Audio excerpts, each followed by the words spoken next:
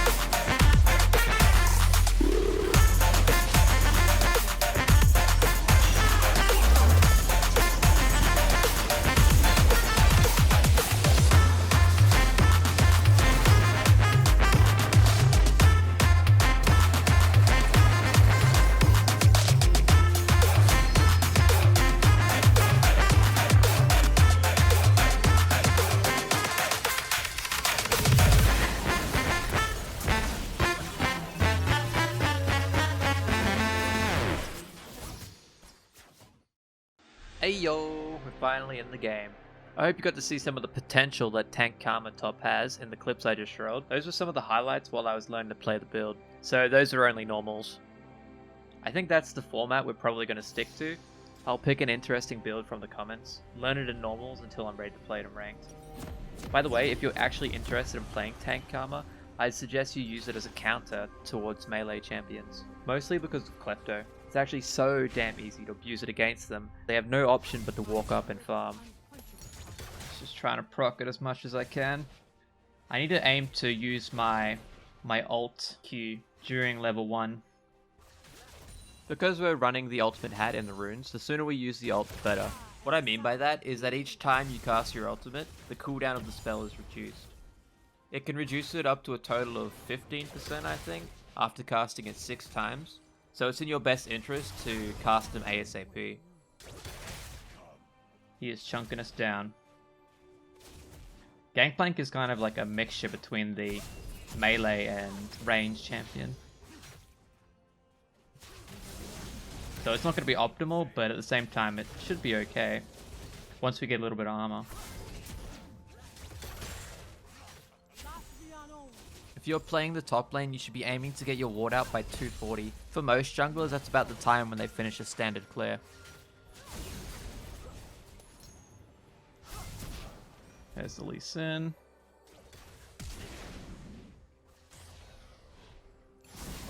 Give me that Klepto proc.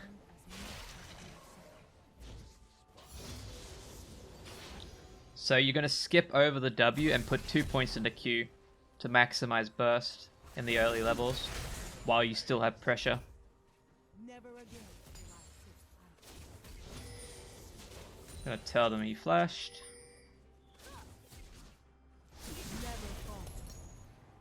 Is he AFK? I mean, I won't kill him, but I'll utilize him for the Klepto procs.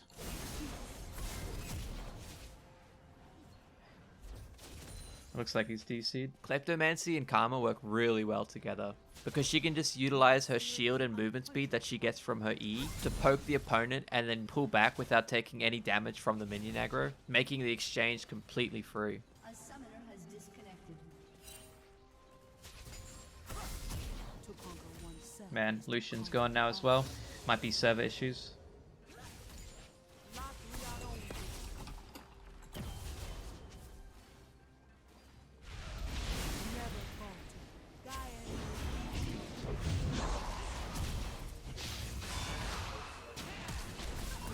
Oh damn, I was trying to send him in. Oh, well I doubt I'm going to be able to use any of this footage with 2DC people.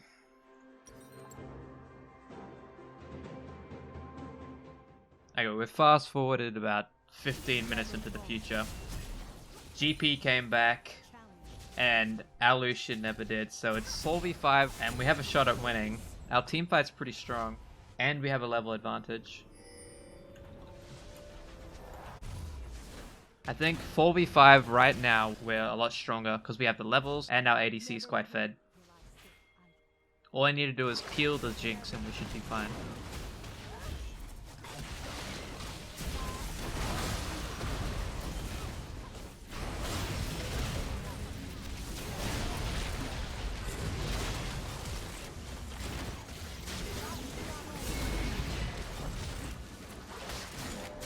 I need to wait for my ultimate so I can heal on the Alistar.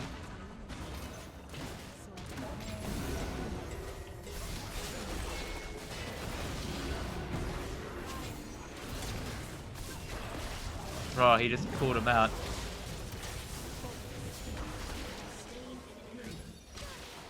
Okay. There's a chance I can bait him here.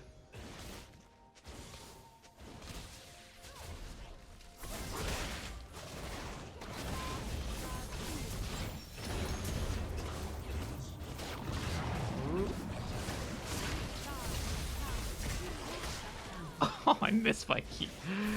Well played by the time catch. Okay, I need to go Visage next. That's not good. One person who can't die is a Jinx. I'm just gonna try and keep them busy here so they don't go for the Baron.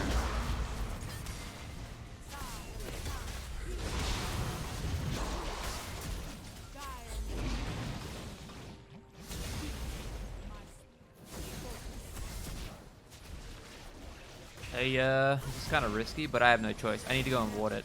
If they get this Baron for free, that'll immediately put a stop to our momentum. I have no idea why that GP just TP down there. That is incorrect on so many different levels. The amount of pressure he just gave up by doing that, oh my god. It's a 4v5 and he just uses teleport to clear a wave of minions.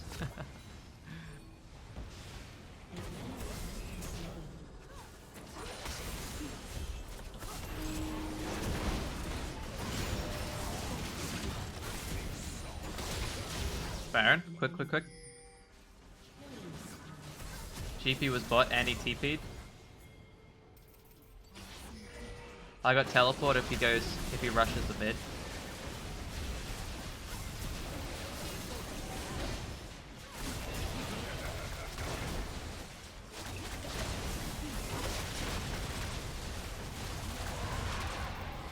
Okay, I'm gonna teleport mid.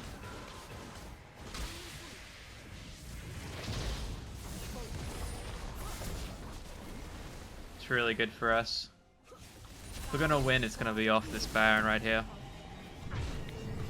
At minimum, we need to get an inhib, I think, to set us up. Okay, can we come back? That's the real question here. If we get an inhib, that's gonna act as an extra player. So they're gonna have to send GP down to defend it.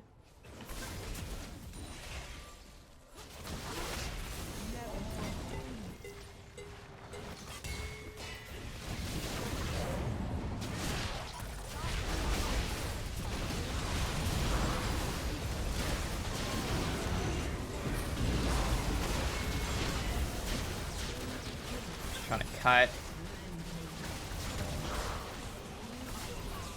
That's big. We just aced them. That's the inhib that we needed.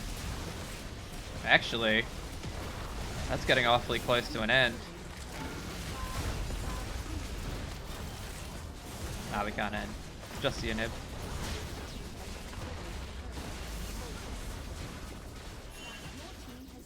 Okay, that's really good. That is exactly what we were trying to accomplish with that Baron. I'm gonna deviate from the typical build and I'm gonna go for a ZZ Rot. Only because it's 4v5 and I think it might help us alleviate some of the pressure.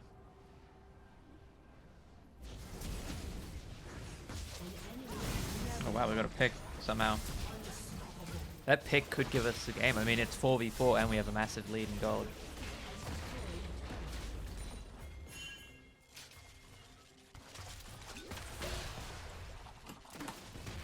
We can just ignore the top. If we get 2 inhibs, we've basically won the game. Even if he gets 1, doesn't matter.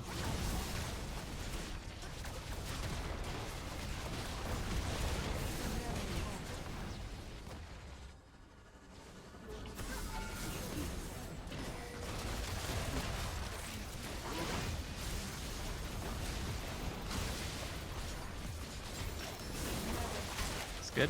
We'll get it on the next one.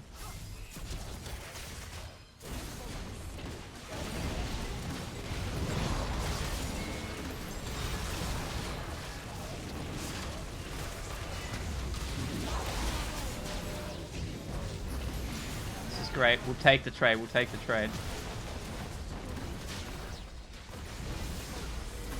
I'm gonna go back and hold though. Oh, it's only 1 tower. I didn't notice, my bad. Oh no. Okay, I can help him here. He's trying to control the minions. He's pulling the minions, it doesn't matter, we can end it. Hey yo, we win.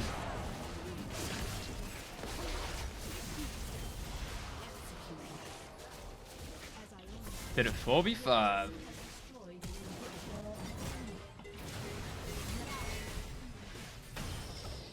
Woo! Honestly, even though some of you might think that Jinx hard carried that, and I'm not saying she didn't do really well, she did, but I think it was Tom Kent who did most of the work there. Funnily enough. I mean, everyone obviously played their part. You're not going to win a 4v5 game without them playing a part, but I think the MVP is Tom Kench. And with that victory, we are now gold 5 with 25 LP. I had to dodge a game earlier, so that's why we didn't end up with a full 28 points.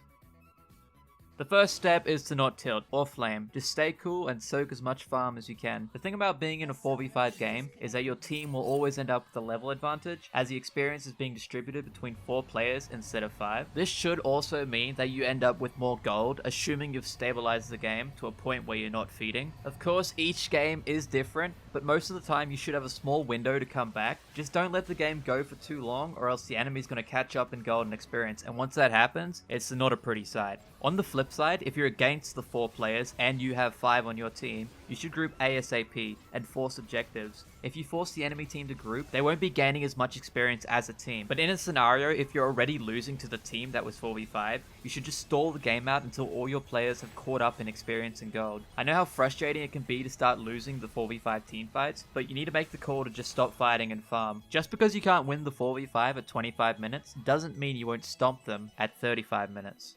Anyway, that's all from me. Thanks for watching, and don't forget, if you'd like to see me try one of your weird builds, then leave it in the comments below. I'll see you next time.